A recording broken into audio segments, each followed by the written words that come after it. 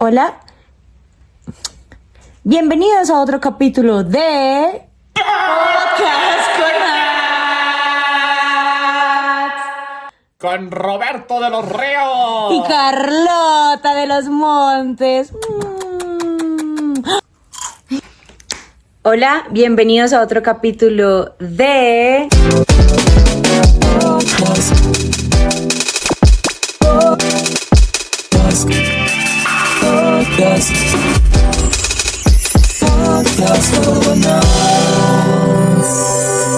con Nats. El día de hoy tengo un invitado muy especial, como pudieron ver en la intro. Tenemos hoy invitados especiales.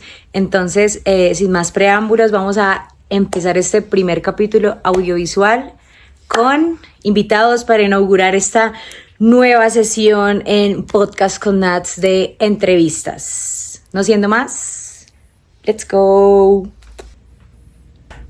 Bienvenidos a este capítulo de Podcast con Nats con mi invitado Samuel. El día de hoy nos va a hablar de su proceso editorial y de otros proyectos que me parecen muy interesantes. Cabe resaltar que hoy estoy de rojo y negro porque somos de Norte de Santander, entonces queremos hablar un poquito de lo que está pasando en la cultura norte santanderiana en el área de la literatura. Entonces, no siendo más, Samuel.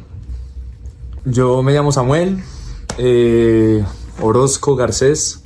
Hago parte de un proceso editorial entre la ciudad de Bogotá y Cúcuta que se llama Estoraques Ediciones. ¿Qué es Estoraques Ediciones? Bueno, pues es un proyecto editorial. Realmente ser proyecto editorial es muy fácil. Es solamente tener una idea y querer hacer libros. De ahí ya pues cualquier persona puede hacerlo.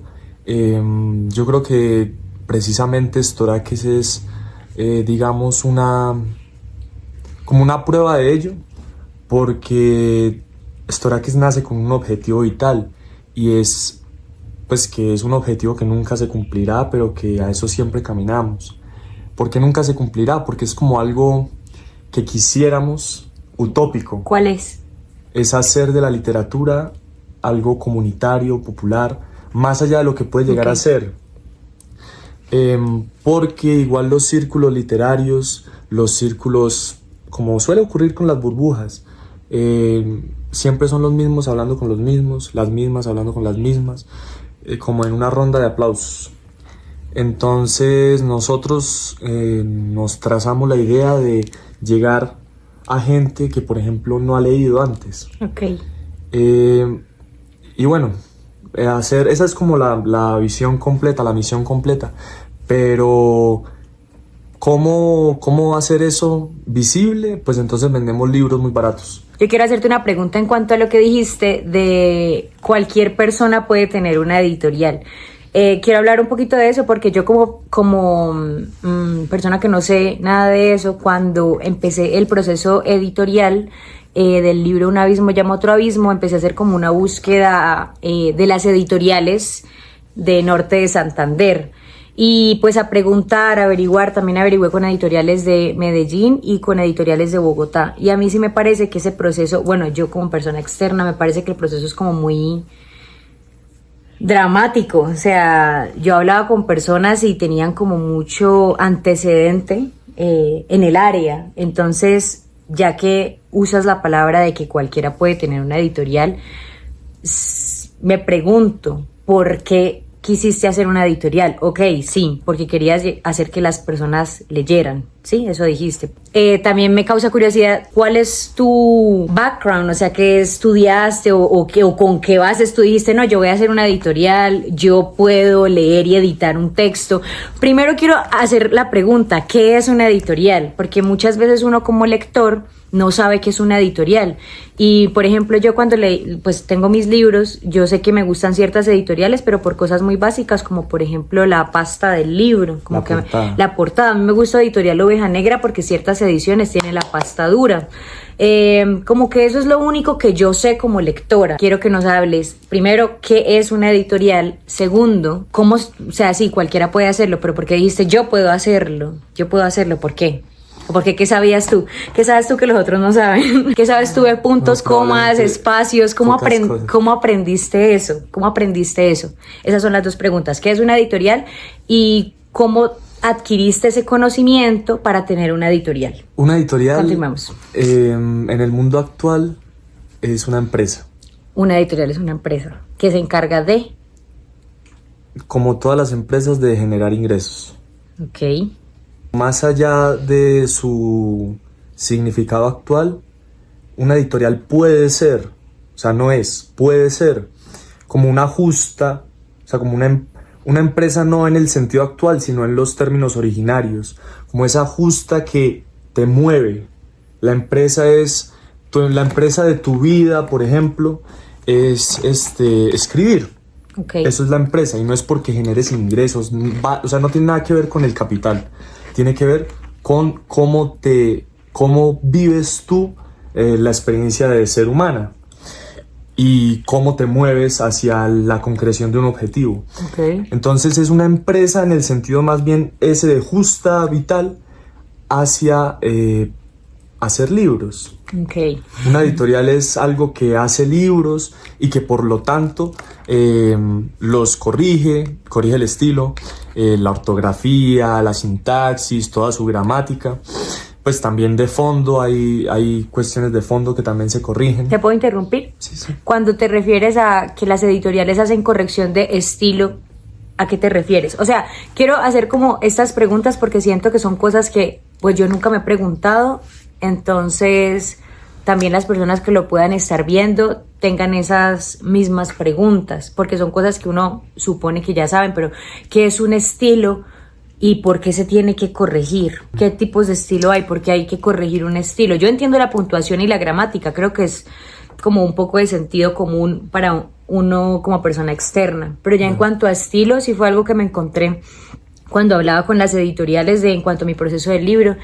No, si quieres que tenga corrección de estilo o no, y yo, no, pero luego sí pedí, o sea, No, cuando la hice con Épica, eso sí. eso que se refiere, es que hay que tener en cuenta que hay una diferencia entre editoriales hoy en día e imprentas. Okay. Porque es que hay empresas, como suele ocurrir con la cantidad de empresas que hay, que se aprovechan de la gente, ¿sí? Entonces te cobran a ti por una corrección de estilo 2 millones de pesos. Me iban a cobrar eso, o más, como 4. Y pues claro, hay que valorar el trabajo, y todo eso. Pero literalmente, pues, es que un editor, ¿por qué yo digo, para responder qué es la corrección de estilo? Porque yo digo que cualquiera puede hacer eso. Porque es que cualquiera puede tener una editorial. Porque es que tener una editorial es simplemente hacer un libro, maquetarlo, y eso significa ponerlo en orden para que se pueda imprimir y recortar. Okay. Y, por ejemplo, si lo quiere hacer institucionalmente hablando, le saca un ISBN, que es simplemente meterse a una página, pagar y le saca el código de barras. Pero es que uno no sabe eso. Exacto, uno no sabe todo eso, pues como suele ocurrir con todas las especialidades, con muchas cosas. Pero pues por eso es que es bueno formar vínculos, encontrarse con personas buenas, porque es que yo sí me he encontrado con personas que les han tumbado, A mí no me tumbaron. porque hay unas cosas unas empresas que se dicen editoriales, pero no tienen un proceso editorial, Okay. sino que simplemente te dicen, no, así está tu corrección de estilo, que lo pasan por un lector de PDF, le ponen las comas que hace falta y te cobran un montón de plata por ello. ¿Eso es corregir estilo? Corregir estilo es varias cosas, o sea, es más profundo que eso, porque es que también tiene que ver con el hecho de, ahí no va una coma. Uy, ahí falta una tilde. Eso es estilo también. Estilo tiene que ver con fondo.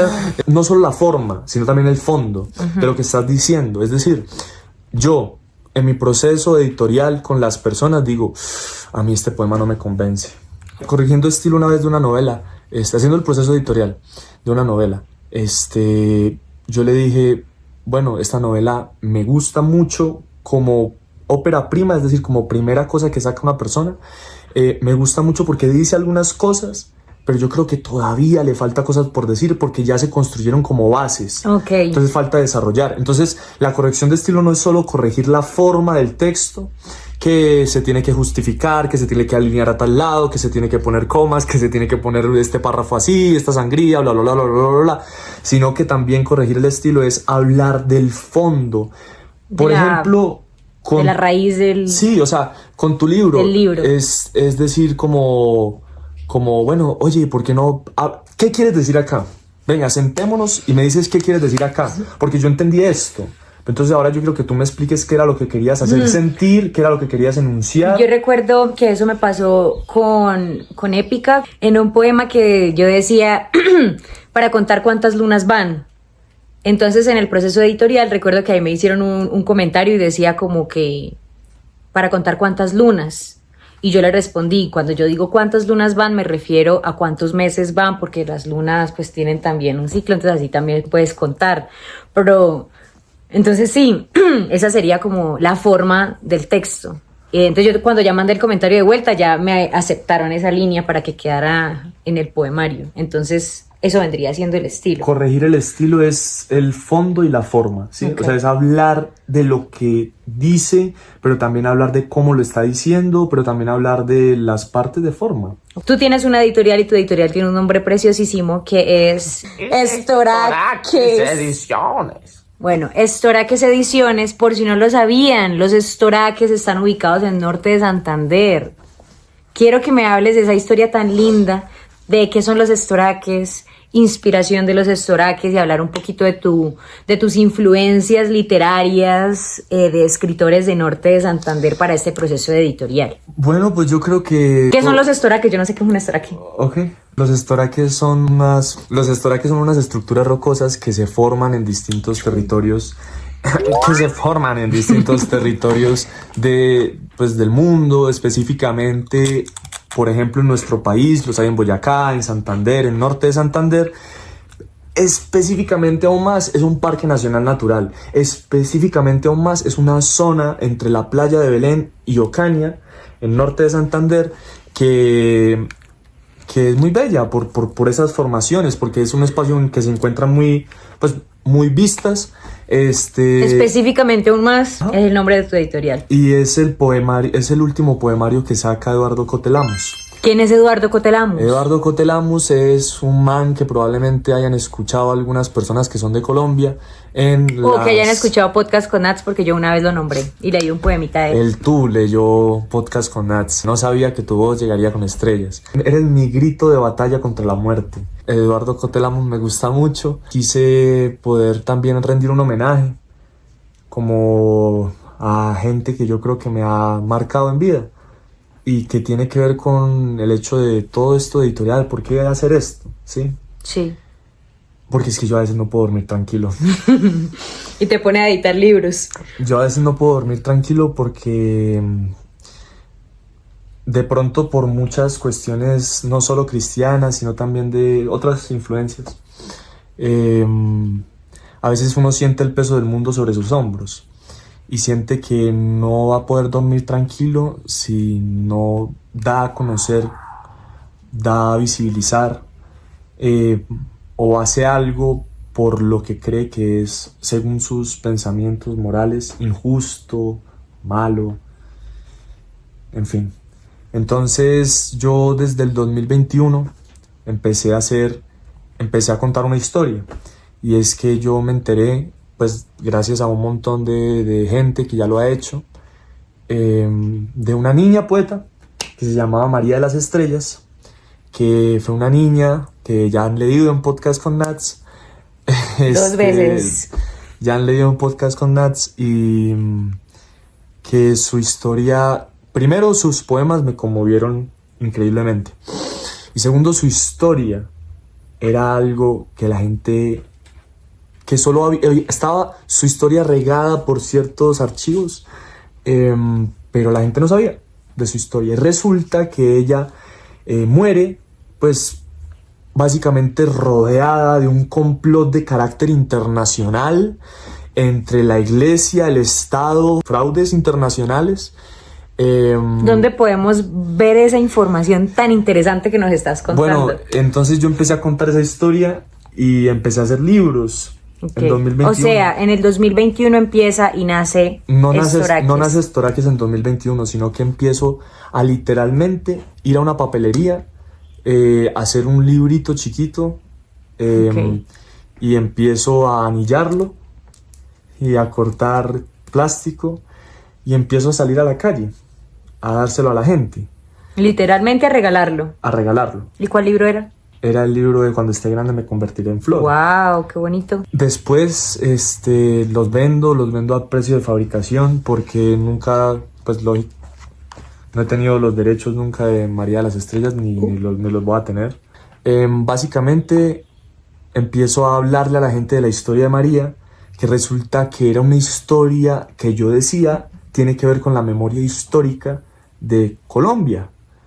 Entonces, en un país de supuesto posconflicto, en un país en el que se exalta demasiado el estudio de la memoria histórica, esa podía ser una de las historias que podían darse a conocer, porque tenía que ver precisamente con las injusticias estatales, con... Pues, ¿lo tienes acá No, Yo lo tengo ahí.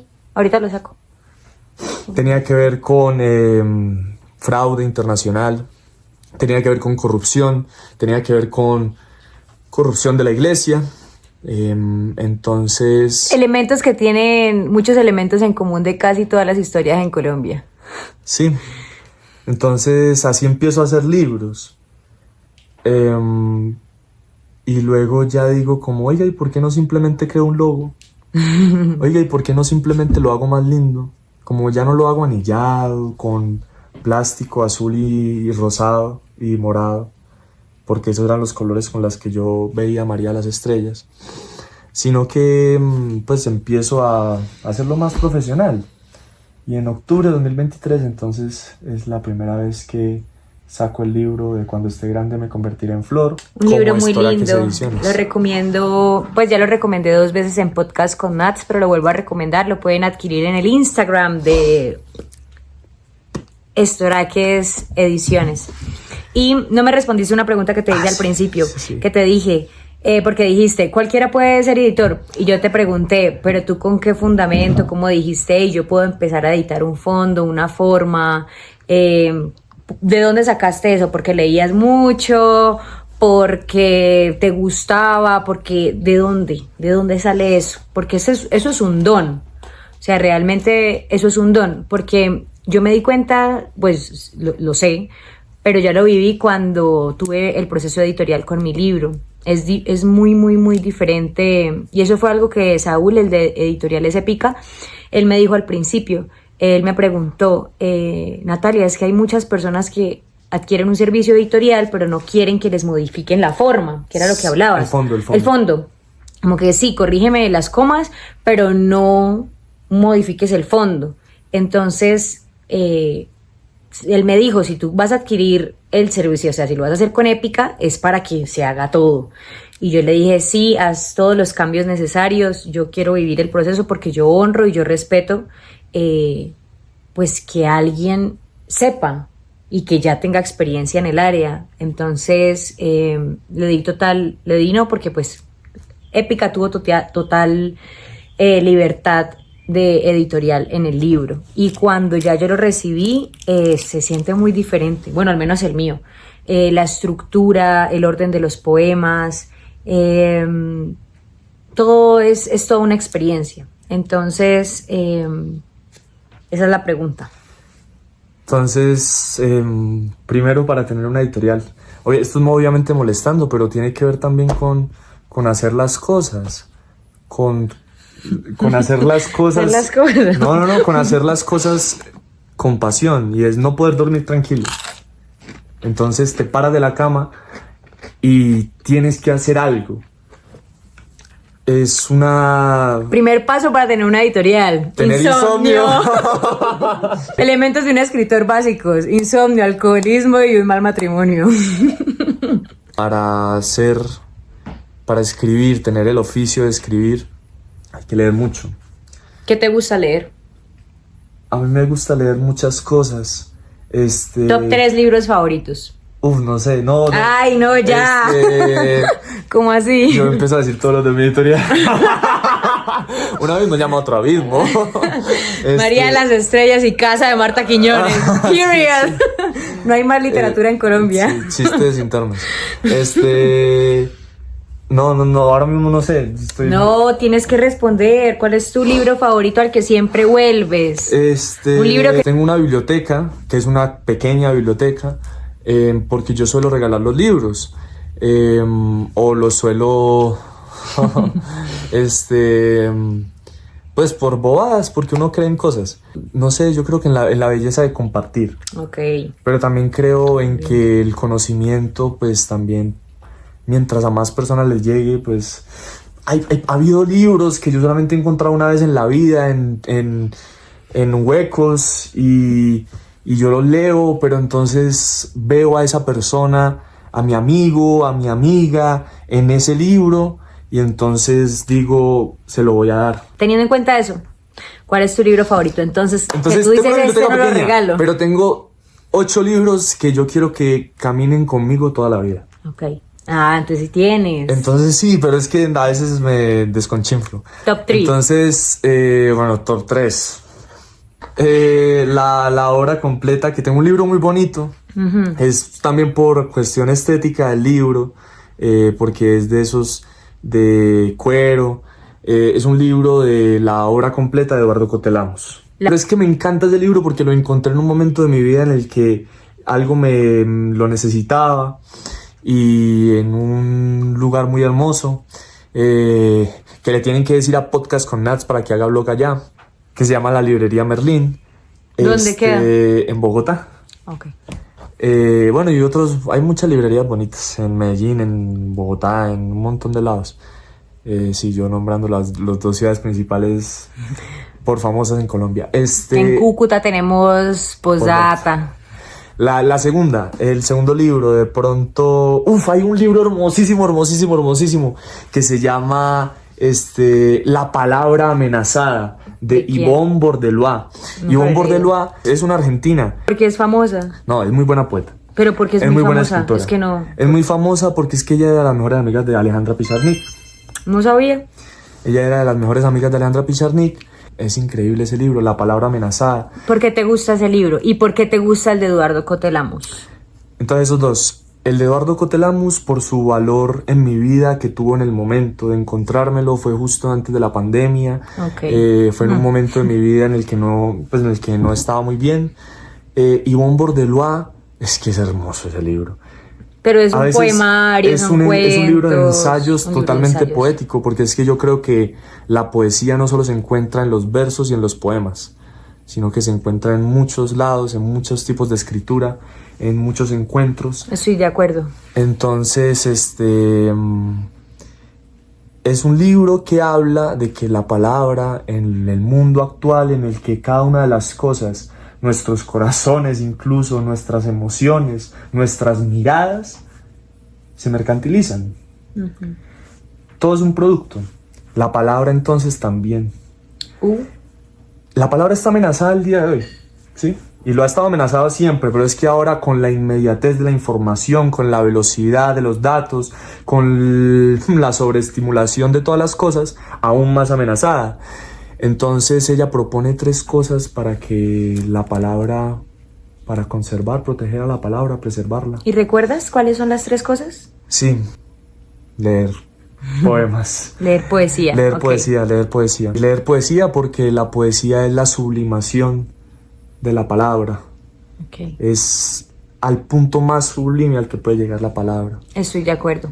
La segunda es la etimología de las palabras. ¿El origen? Estudiar el origen de las palabras. Eso me parece tan lindo. Con respecto a la empresa, la empresa es precisamente, algo que no es el significado de hoy.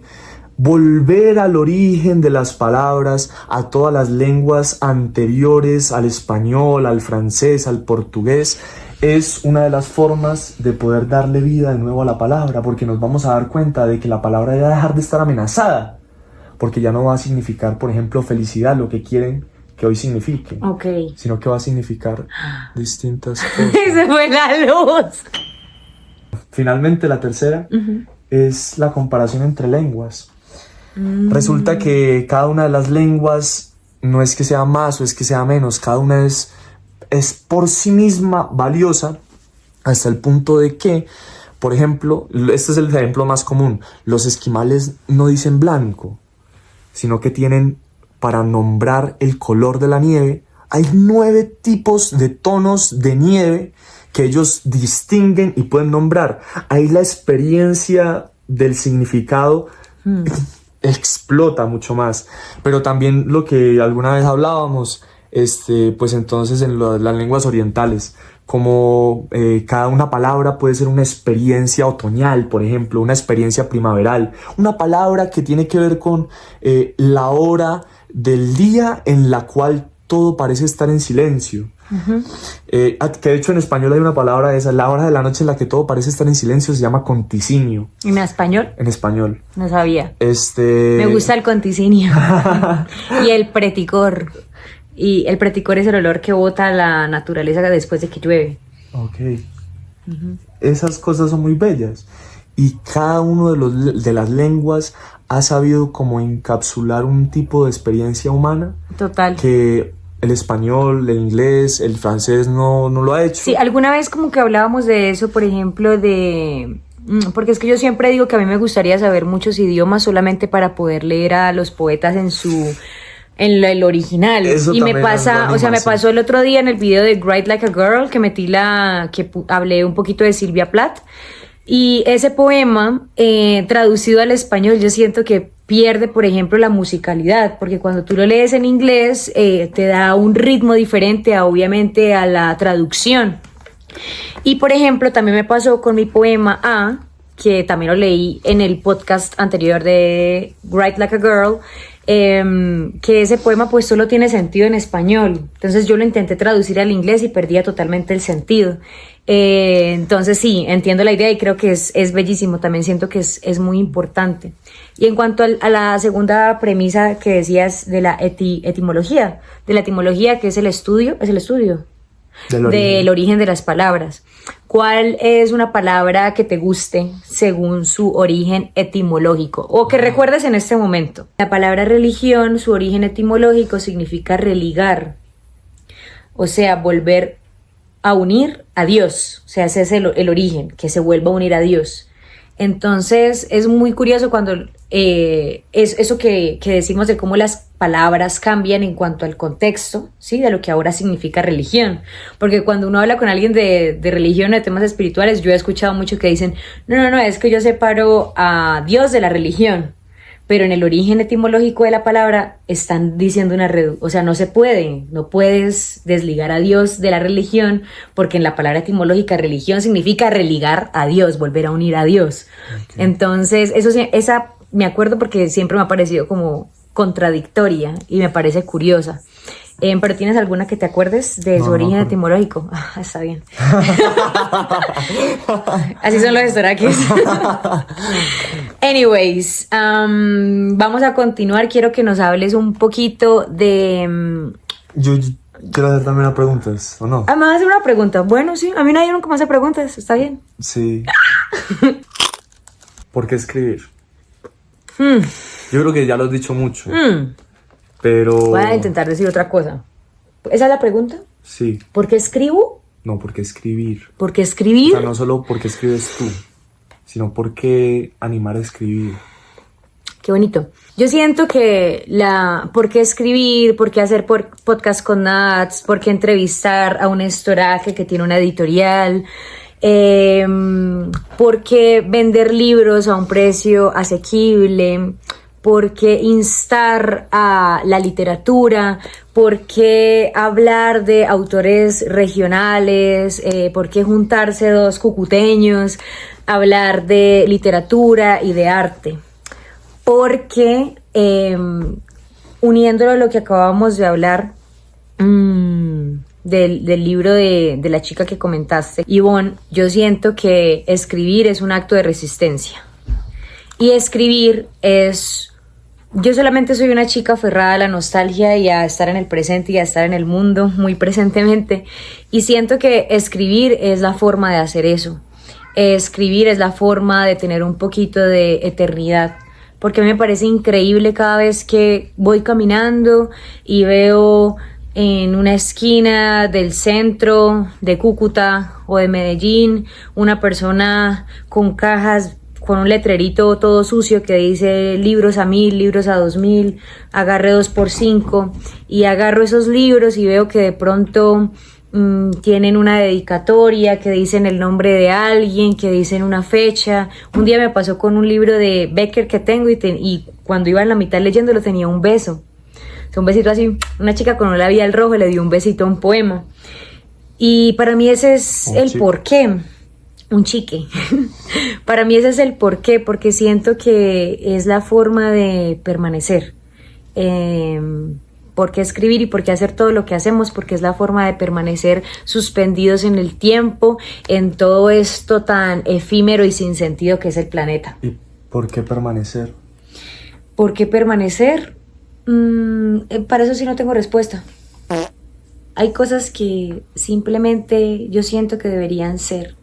Y para mí, permanecer, aunque solamente para mí tenga sentido, porque esa persona que le dio un beso al poema de Becker, estos podcasts que solamente ven cierto número de personas, ese libro que te compran, ¿por qué permanecer? Porque es la forma de estar vivos. Pues para mí esta es la forma de estar viva. Y quiero creer que tiene un sentido. Así no me importa la verdad. Pues pero yo quiero creer sentido, que ¿no? lo tiene porque al hacerlo lo tiene. Sí. O tú cómo te sientes cuando estás maquetando el libro, o yo cómo me siento mientras estoy preparando el set para grabar, o cuando alguien compra el libro, o cuando alguien me manda un mensaje diciendo que leyó el libro. O sea, siento que ya todo eso me parece maravilloso y siento que ya eso es suficiente. Bueno, si ya no hay más preguntas, antes de hacerte la pregunta que quería para hablar de tus libros, quiero hacer no un paréntesis, sino quiero hablar que Samuel no solamente es un estoraqui, también es mi archienemigo de YouTube. Tengo acá mi némesis presente y sentado al lado mío. Pero su némesis lo trata muy bacano. Porque lo nombra en videos y qué tal. Porque al enemigo hay que tenerlo cerca. Samuel tiene un proyecto muy bonito y muy interesante en YouTube, del cual yo soy fan, que se llama Radio Literaria. Voy a hablar un poquito de Radio Literaria antes de que tú hables. Quiero decir lo que a mí me gusta de Radio Literaria. A mí me gusta Radio Literaria que... primero, Samuel está leyendo poesía. Segundo, hace toda una investigación de artistas, y él pone las... Oye, los artistas locales. Obviamente. Y él pone estas imágenes, o sea, los cuadros de los artistas locales, pone en la descripción dónde encontrarlos, dónde acceder a sus obras. La música de fondo también es de artistas locales. Al igual que Podcast con Nats, estábamos como... Eso me parece que es cool porque aunque no nos conocíamos y estos proyectos, ni yo ni idea del de él, y viceversa, tenemos en común que siempre estamos como nombrando o gestionando y apoyando los artistas locales. Entonces eso me parece como súper valioso. No solo locales, sino regionales, pero está como ese interés por lo que está haciendo el otro, para que el otro crezca, porque así todos crecemos. Entonces eso me parece súper lindo. No siendo más, dime, ¿de dónde sacaste Radio Literaria? ¿Por qué se te ocurrió hacer Radio Literaria? ¿Por qué ese nombre? Porque es muy genérico. Samuel. ¿En serio? Porque es muy genérico y nadie lo tenía. ¿Qué cosa? Radio Literaria. ¿El nombre? El nombre es... O sea... Es una radio literaria. Es una radio literaria. O sea, nadie lo tenía. Entonces, pues, está un montón de cosas. Una mujer que lee, literatura para oír, literatura en voz alta, un montón de otras cosas que ya hacen eso. Y nadie tenía radio literaria. Okay. Y yo siempre pensé que eso era como mi resistencia contra la nada. También. Tu resistencia contra la nada es la lectura. Y hacerla en voz alta y grabándote. Pues es que nadie nunca iba a ver eso. Ese era tu imaginario. Y pues no, mucha gente lo ha visto. Lo han visto mis amigos y probablemente algunos no todos. O sea, lo ve que mi abuelita, lo ve mi tía. Ay, mal, pero cada vez, o sea, es como, no sé, tenía que hacerlo. Tenías que hacerlo. Igual que con el proceso editorial, no podías dormir. Tenías que hacerlo. También creo que es una cosa que tiene que ver con que me gusta mucho leer en voz alta y me gusta mucho leer. Okay. Entonces, pues simplemente yo dije, pues, ¿por qué no lo subo a YouTube?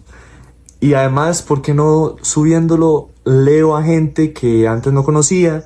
Leo a gente que sea un poco desconocida en como en los círculos literarios, y pues eso es algo así de lo que es. Bueno, ya ha habido gente que es muy conocida, pero por ejemplo había algunos que era la primera vez que lo estaba leyendo y me encontraba con que eran increíbles. Okay. Y yo dije, pero ¿cómo es que la gente no sabe esto? Entonces que sepan, y la gente, yo digo la gente, pero la gente pues sigue siendo a la gente que le digo, oiga, sea una cosa, yo tengo esto, y me animé a ponerlo en Storaques porque Storaques estalló luego de un librito en particular, y entonces yo dije, pues de pronto así llega más gente, y vea, llegó a una persona más, a usted, que yo nunca le dije, oiga, yo tengo esto, sino que yo lo tenía en el perfil de Instagram de la editorial, y ella de chismosa, entonces se dio cuenta de que había eso y le gustó. Entonces, no sé, son cosas que para vivir. Para vivir. En común también, porque así empezó Podcast con Nats. Podcast con Nats nace de yo. A mí me gusta hablar y hay cosas de las que me gusta hablar y como que a veces uno no tiene el público, ¿no? Ya yo me aburrí como de hablar sola y llegó un punto en el que dije, ¿y si lo grabo? Y si lo grabo y lo subo, igual nadie lo va a escuchar, igual nadie lo va a ver y por ahí mi abuelita lo escucha. Pero bueno, ya llegamos hasta este punto audiovisual, que tenemos invitados. De gente en Brasil, en El Salvador, en México. Un saludo. Gracias por recomendarle a Elisa Díaz Castelo, gran poeta, gran escritora. Entonces, bueno, los invito a que escuchen su proyecto de radio literaria, es bellísimo, otra forma de escuchar literatura. Me gusta porque Samuel es muy... La que comentó Elisa Díaz Castelo, también le gustaría a usted, seguramente ya la conoce, a Isabel Zapata. Isabel Zapata le gustaría harto. ¿Y la tienes en radio literaria? No. Ah, ok. ¿Saben quién va a estar próximamente en radio literaria? ¿Sí? Y leyendo su propio... Bueno. Ese era un spoiler. Bueno, no siendo más, los invito a que vayan y exploren los poemas. Es muy divertido porque, a diferencia de como yo leo los poemas, Samuel es muy teatrero, entonces hace hasta 3-4 voces en un solo poema, entonces es muy divertido. Los invito a que lo exploren. Ahora, ya para ir aterrizando, quiero que nos hables de tus libros. Quiero que me digas cuál es tu consentido. Así digas que no tienes, pero yo creo que sí, porque uno tiene consentidos en los hijos. A que tú digas, por alguna razón, como que le dediqué mucho tiempo, con viví esta experiencia especial, con viví esto. Háblanos de tus libros, de Storaques y cositas que nos quieras contar, datos curiosos, dónde conseguirlos. Yo voy a ser muy rápido. De pronto a veces a las personas les llegan las cosas cuando le tienen que llegar. Si quieren, ustedes pueden darse cuenta de las cosas que se han publicado a través del Instagram. Ahí está todo. Obviamente, pues, por lo que ha significado para mí, por años y años de lectura y de comentarios. Es muy, pero muy hermoso cuando alguien le dice a uno, y creo que a usted le ha pasado y le pasó en las presentaciones de los libros, cuando alguien le dice, leí tu libro. Increíble. Y te dicen algo, y te dicen un buen comentario, o te dicen cualquier cosa. Con el simple hecho de que alguien se haya tomado el tiempo de leerlo. Pues mi consentida es María de las Estrellas. Pues obviamente ya ha habido mucha gente que la ha divulgado y eso me hace muy feliz, y yo no fui el primero, ni soy el único. Entonces yo lo que quería era poder darle a conocer a la gente a María de las Estrellas a un precio muy asequible. Se han vendido más de 1000 ejemplares de eso, de María de las Estrellas. Entonces... ¿Qué? Increíble. Se ha vendido mucho, está en digital por si quieren conseguirlo de otros lados.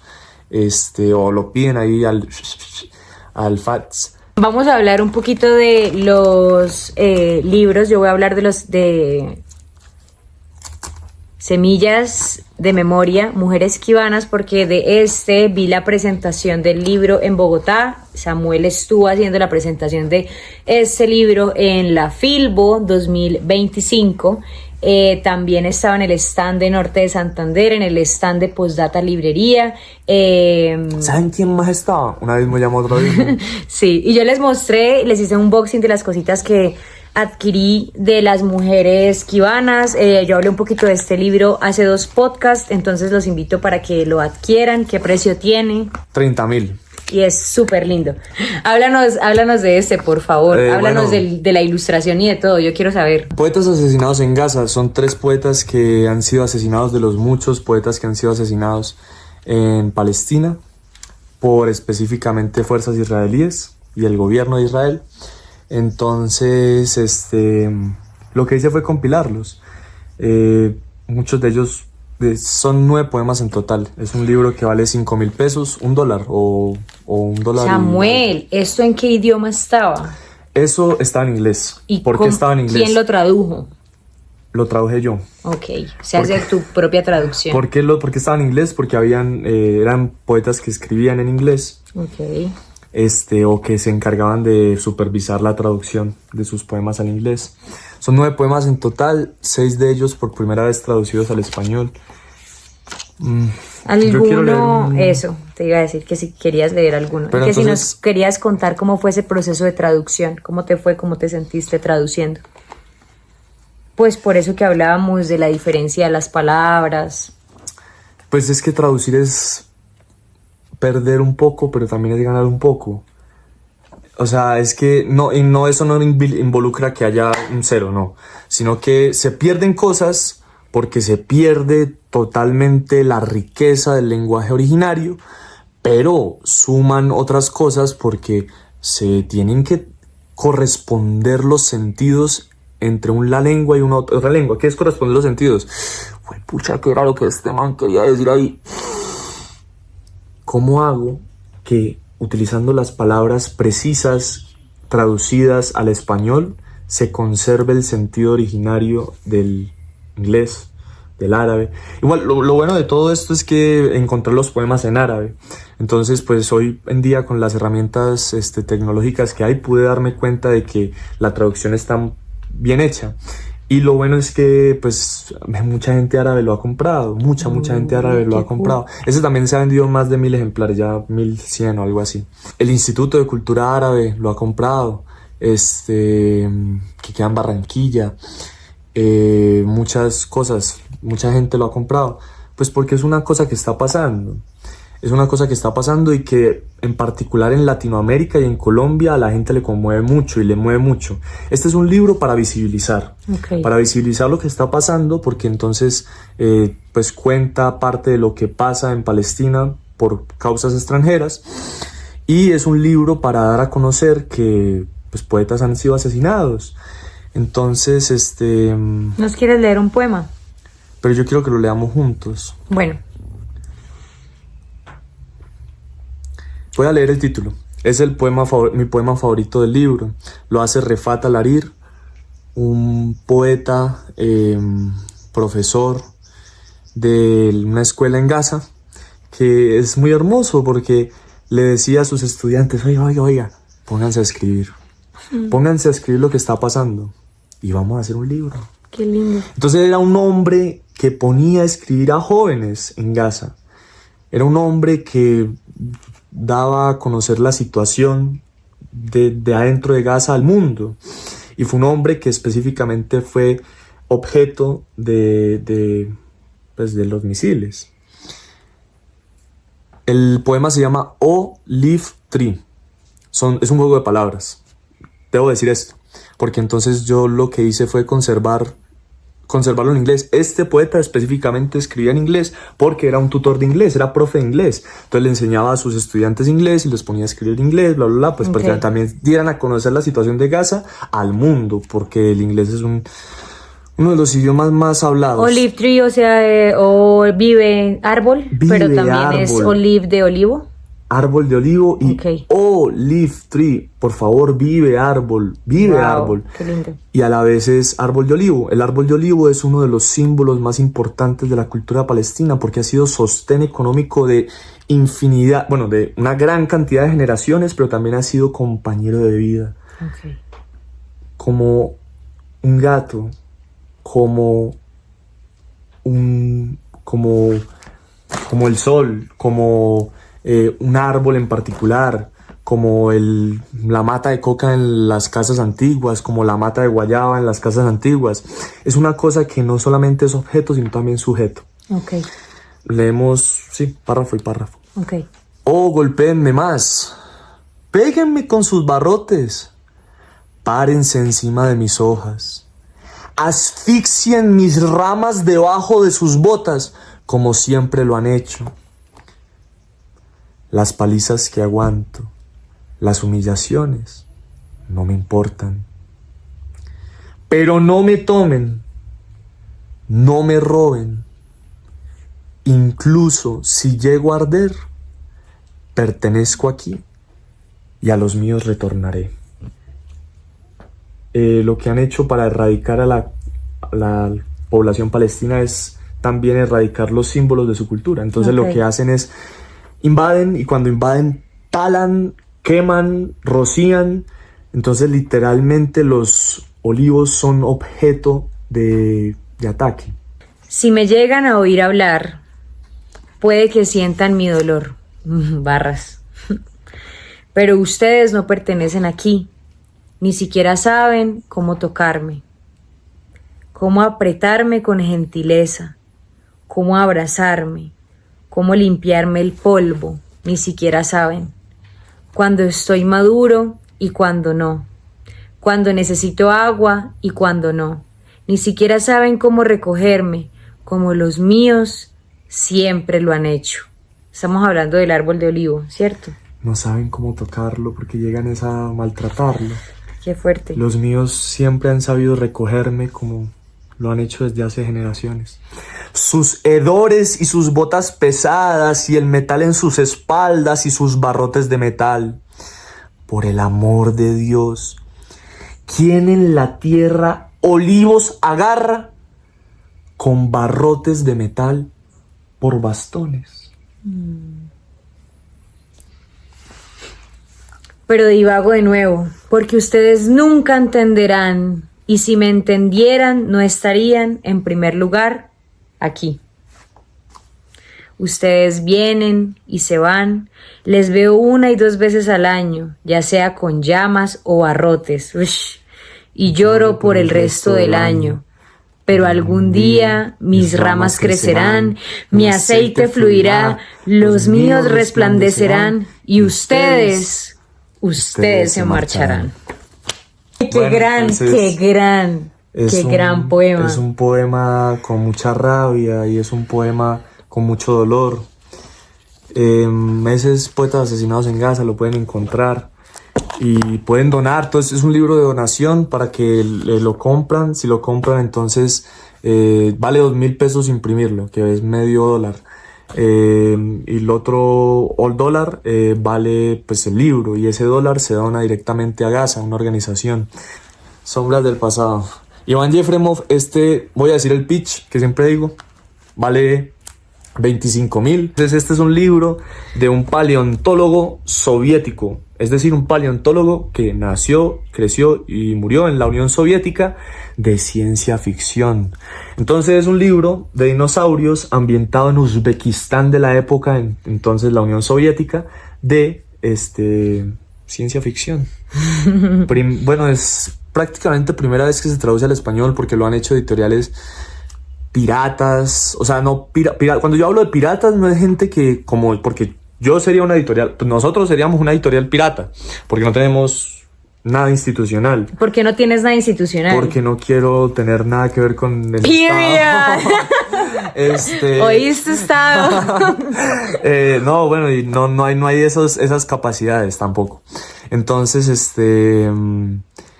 pero gente que literalmente solo traduce así como para quedarse con los derechos y todo eso. Pero entonces, bueno, ese es Sombras del Pasado, lo pueden adquirir también. Y si no, pues también es de divulgación gratis. Todos los libros de Storaque tienen el CC, Creative Commons, que se insta a difundir y reproducir el material a través de cualquier medio que la imaginación y la acción permitan. Es decir, si ustedes quieren hacer una canción, si quieren hacer, si quieren literalmente fotocopiar el libro y siempre y cuando, pues, mencionen las fuentes y autorías, a los poetas, mencionen, a las fuentes de autorías y no se lucren. Porque, sí, o sea, no, esa es la condición. Tampoco abusen. Y eso es legal, sí, o sea, es la licencia de Creative Commons. Ok, bueno, gracias Samuel por hablarnos de tu editorial, increíble editorial Estoraques, aquí como acto de resistencia a los nortesantanderianos hablando de literatura y creando cositas. Ya para aterrizar y terminar e irnos, o sea, al principio dijiste que quieres escribir, ¿sí? ¿Por qué escribes? Y no vayas a responder que porque no puedes dormir, porque ya usaste esa respuesta para 2 cosas. Entonces intenta una tercera. Escribo porque perfectamente podría vivir sin escribir. Perfectamente podría vivir sin sufrir la ternura de las cosas. Perfectamente podría vivir sin emocionarme, sin sorprenderme. Pero no sería yo. Y no tendría el sentido que hoy en día tiene mi vida. Y no sería feliz. Pues probablemente sería feliz con otras cosas. Pero no, yo no puedo dejar de escribir porque eso hace parte de cómo necesito vivir. Entonces por eso escribo. Ahora ya para irnos, recomiéndanos un poemita.